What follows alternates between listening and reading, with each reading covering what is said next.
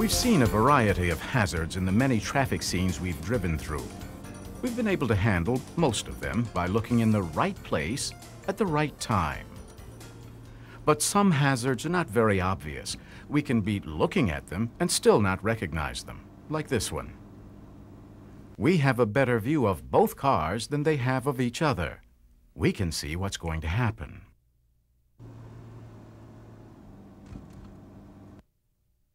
Unfortunately, drivers don't always have the time to think about the possibilities that can develop in traffic and what to do about them. They have to react. How are people able to react so quickly? Well, as experienced drivers, they've seen situations like this before. Their minds see one car coming down the road and one about to pull out.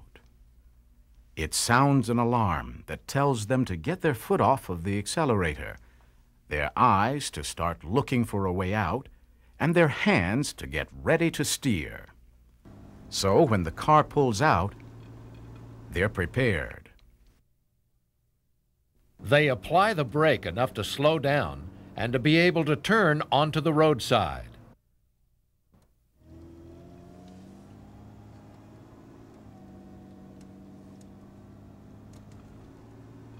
Was this driver prepared to react the first time a situation like this developed?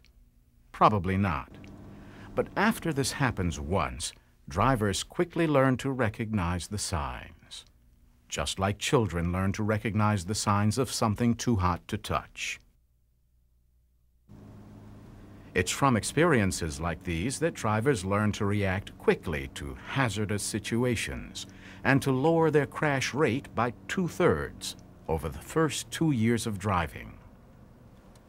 This video will present you with a lot of hazardous situations from which you can learn the signs of trouble. One type of hazard is the person on the road who can't see us. Remember this guy? Here's another. A driver would have to back halfway into the street before seeing. By keeping our eyes peeled, we're able to spot one that may be on the verge of backing. How about here? He's so intent on catching that taxi that he isn't looking our way at all. Here's one more. He'll have a hard time seeing us. Another type of hazard is people who can see us, but who are distracted. These people seem to be searching for an address. It might be a good idea to keep our distance. It's good that we didn't try to pass them.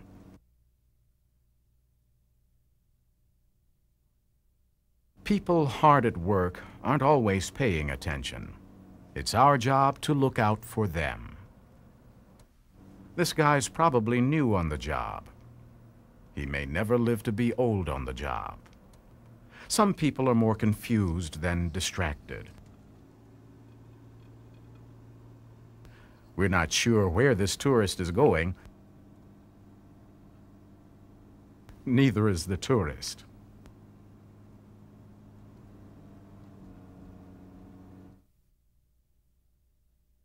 This driver may have missed his exit.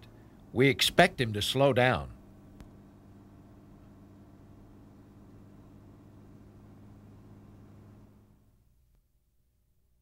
Finally, there are those situations that create a problem for some driver, which suddenly becomes our problem.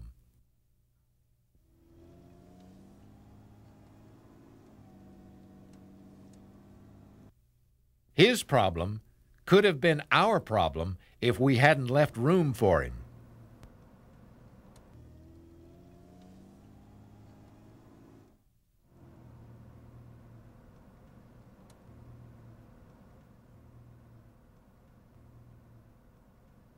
His problem could have been ours if we hadn't recognized it before he did.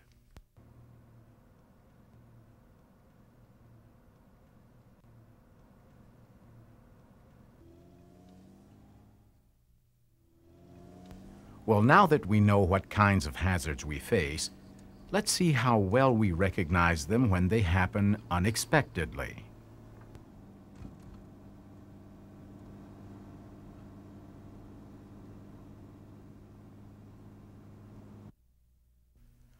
What's the hazard here?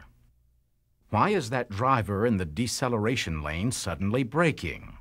There's plenty of room left to slow down. No, it's a good bet that he suddenly realized he took the wrong exit.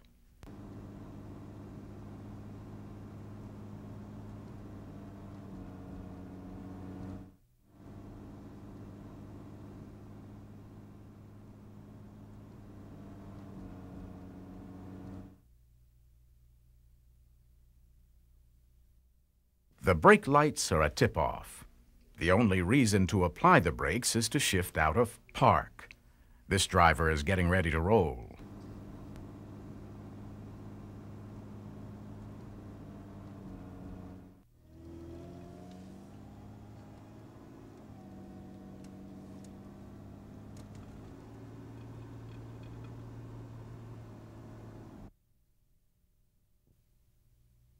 What should we do here?